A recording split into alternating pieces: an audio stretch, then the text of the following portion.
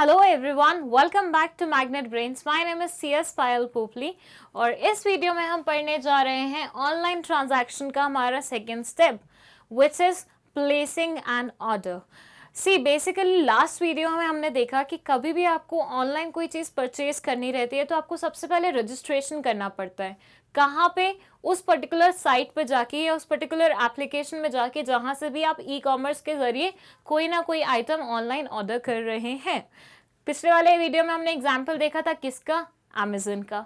अब हम बात करते हैं कि आपने एक बार डिसाइड कर लिया है कि आपको ऑनलाइन परचेज करना है, आपने ऑनलाइन रजिस्ट्रेशन भी करा दी है, उसके बाद फाइनली जब आप प्लेस करते हैं अपना ऑर्डर तो क्या क्या चीज़ें रहती हैं तो वो देखते हैं। फर्स्ट सी दिस, ऐसा मानिए ये एक ऑनलाइन स्टोर है। सी ऑनलाइन स्टोर्स ऐसे ही होते हैं, यूजुअली ऐसे ही तीन तीन चार चार ऑप्शंस आपको दिख रहे होते हैं और उन ऑप्शंस के नीचे ये दो सिंबल्स दिख रहे होते हैं। This is a heart shaped symbol and this is a basket symbol. इनका मतलब क्या होता है पहले हम वो समझते हैं। पहले हम बात करते हैं हार्ट शेप्ड सिंबल की। ये हार्ट शेप्ड सिंबल होता है विश लिस्ट। विश मतलब क्या होता है? जो चीज़ें हमें चाहिए, जो हमें अच्छी लगती हैं, हम पाना चाहते हैं। और लिस्ट मतलब उन सब चीज़ों की लिस्ट, मतलब वो जो जो चीज़ें हमें चाहिए उनकी एक प्रॉपर लिस्ट बना देना। तो ये बोलता है कि कोई ऐसी चीज़ें जो आपको चाहिए लेकिन अभी आप नहीं उसे परचेज कर रहे हैं, लेकिन आप उनको अलग से रखना ज़रूर चाहते हैं कि फ्यूचर में मैं इन आइटम्स को ज़रूर खरीदूंगा या फिर जब भी मेरे पास ज़्यादा पैसे होंगे तो मैं इन आइटम्स को ज़रूर खरीदूंगा। तो वो आ जाती हैं आपकी विश लिस्ट में।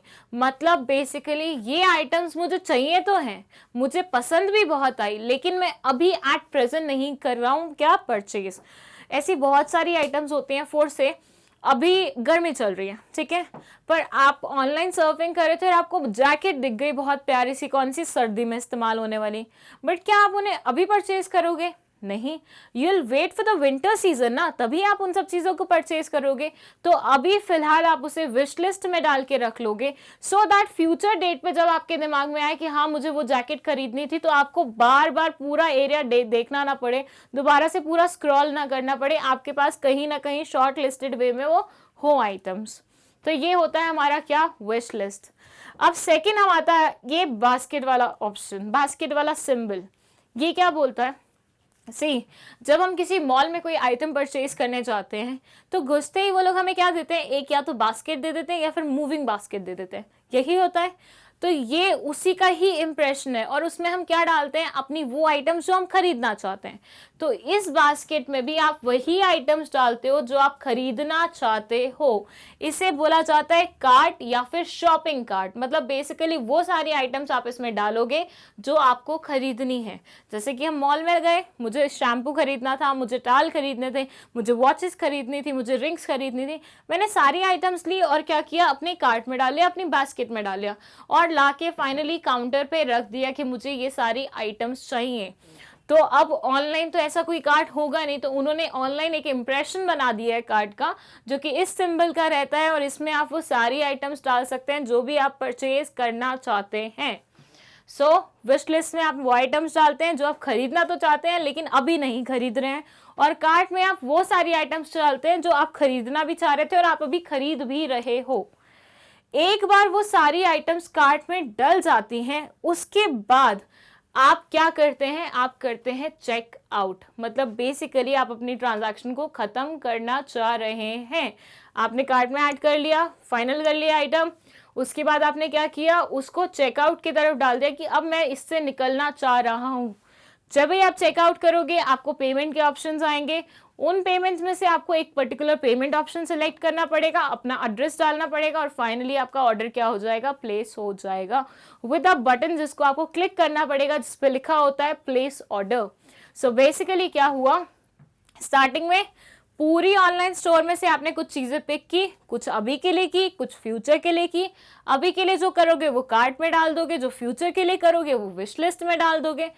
और एक बार आइटम्स कार्ट में डलने के बाद आपने उसे क्या किया, चेकआउट की तरफ गए और एक पेमेंट ऑप्शन चूज किया, जो भी अवेलेबल पेमेंट ऑप्शंस थे उनमें से, और फाइनली आपने अपना ऑर्डर प्लेस कर दिया। तो इस तरह से कितना इजी वे में घर में बैठे बैठे ही आपने क्या किया, ऑनलाइन ट्रांजैक्शन से कुछ ना कुछ आइटम खरीद ली। अब यहाँ पे आता है पेमेंट ऑप्शन।